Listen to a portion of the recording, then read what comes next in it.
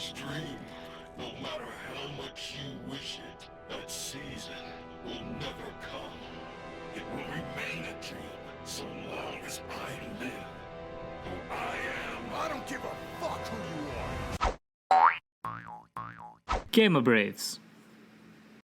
What's up everyone, this is Wan Amirul from Gamer Braves, and I'm here to talk to you today about Stranger of Paradise, Final Fantasy Origin, the game I totally didn't expect to like as much as I did. Chaos, chaos, chaos, kill chaos, kill chaos, kill chaos.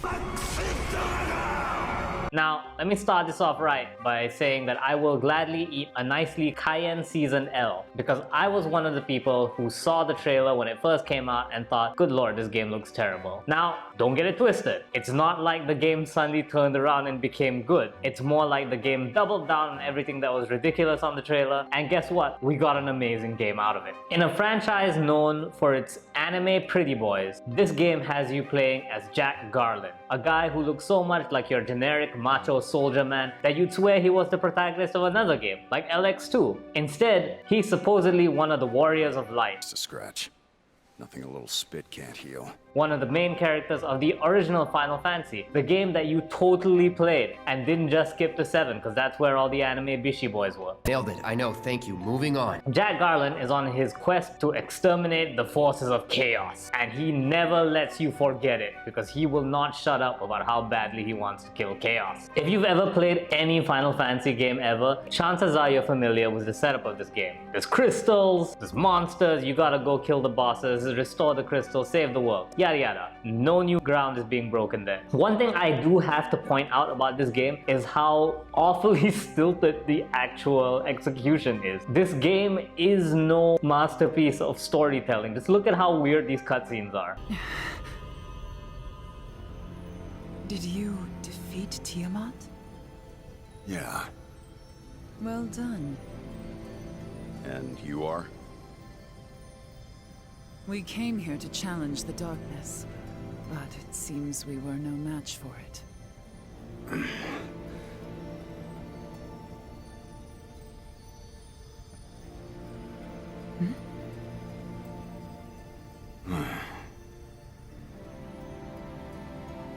I am Sophia.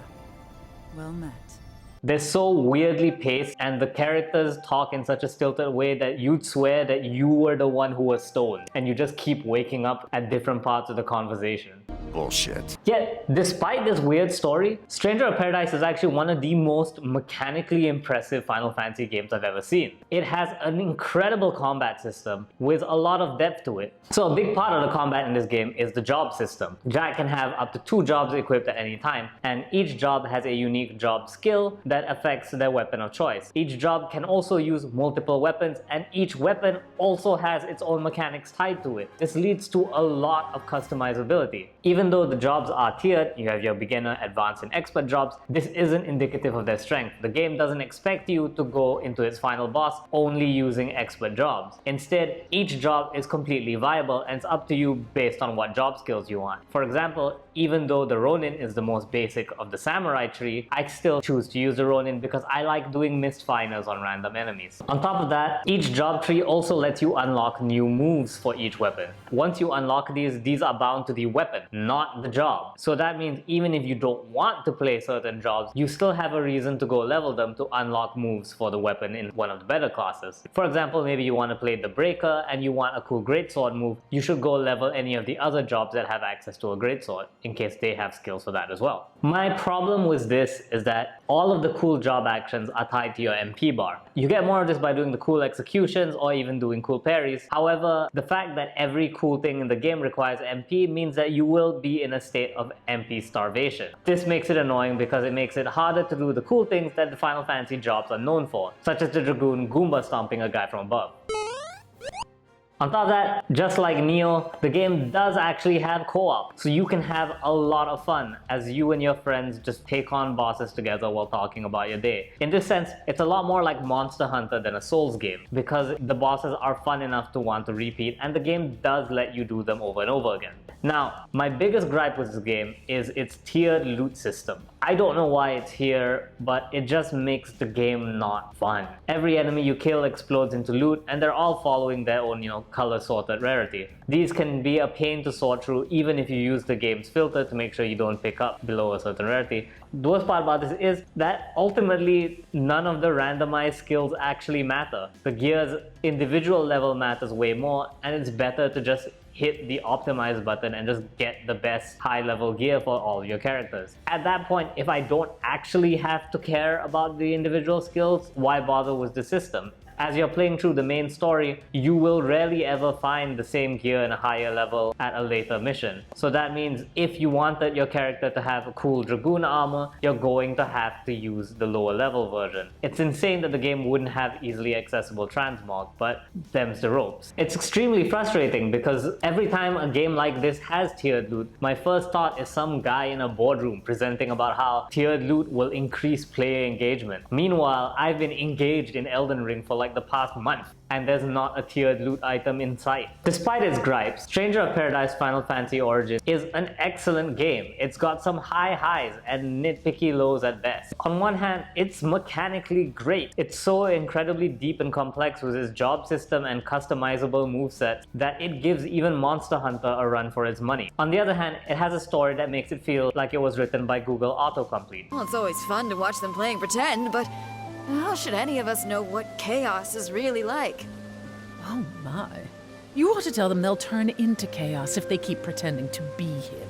And that's a real shame because I think this is one of the most inventive Final Fantasy games that's ever been made. It almost reminds me of Lightning Returns. That was another game that was really intelligent about how it changed things up. However, the story was so god-awful that no one remembers it as anything more than a lightning dress-up waifu simulator, which, let's be honest, is the reason I've bought the game twice already. On the same note, for that story, even though it's awkward and stilted, I think it's a great celebration of the Final Fantasy franchise, mainly because there's no way you could look at this game and say it's good without having some familiarity with Final Fantasy. Now, no spoilers on the end of the game, but the game pretty much does anything that you'd expect it to do with the ending. It's just a matter of how it does it, and I think once you get to that ending, the game actually becomes quite endearing. It's one of the first few times in a game where I've actually gone, this story feels really good, and that's the ending this game deserves. All in all, it's an incredibly weird game, and that's sure to be divisive to some people, but I think that's good for the game because it's doing new things instead of just being a fan service laden buffet for people. Stranger of Paradise Final Fantasy Origin gets an 8.5 out of 10 from us. Seriously, it may not be for everyone, especially those of you who think that Final Fantasy should be about the story and not the gameplay, but I think if you open your mind, it's a game worth checking out, even if not now, maybe when it goes on sale or something. This has been Wan Amirul from Game Briz, and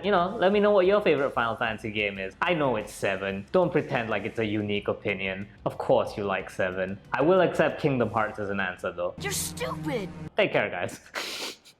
Hey there! Thank you so much for watching our videos. Don't forget to give us a subscribe if you'd like to see more, and like so we know what kind of content you want to see. Got suggestions for new content? Let us know in the comments below too. Thank you so much again for watching. Take care, dudes.